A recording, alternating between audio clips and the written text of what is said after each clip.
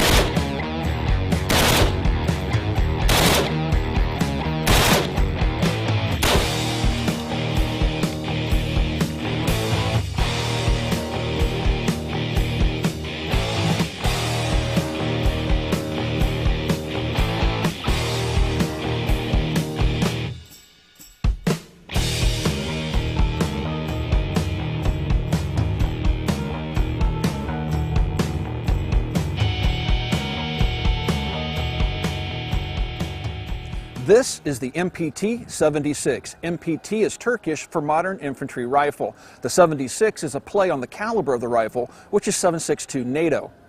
This rifle is slated to replace the G3A4 in Turkish military service. The Turkish developers of the rifle have told me that this rifle was built from the ground up to meet their military needs. Now, obviously, this rifle borrows from other historic rifles, such as the AR-10, and I'll leave it up to you as the viewer to decide whether or not it draws other design inspirations from more modern rifles. But let's talk a little bit about the unique features of this rifle and some of the features it shares with other rifles out there. Let's start at the buttstock. The buttstock, I've never seen anything quite like this before. It actually has 12 positions. You can set this stock to an incredible length.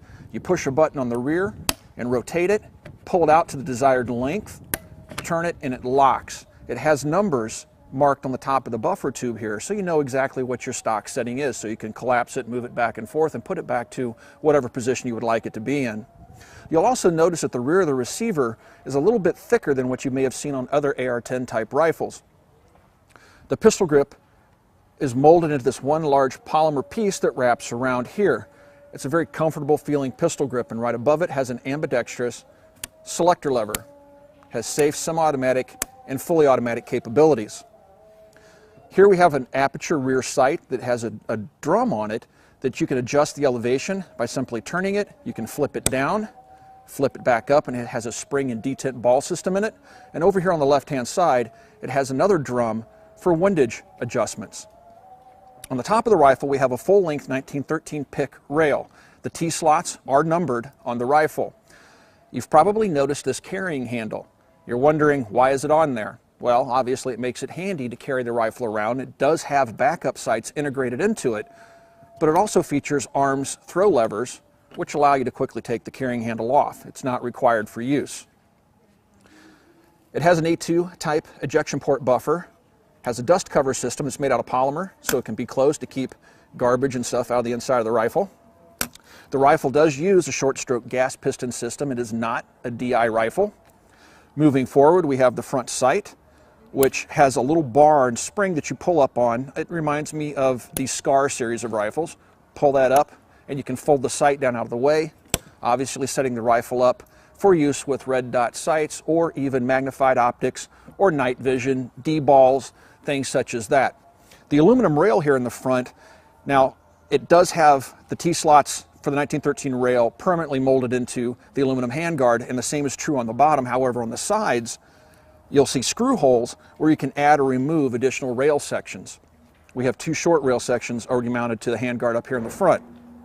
On the bottom side, you'll notice this curved polymer piece. You can actually move this polymer piece forward and back and use it as a hand rest, or you can completely take it off the rifle, leaving a full 1913 rail on the underside, so you can put vertical fore-end grips and things like that as well on the gun.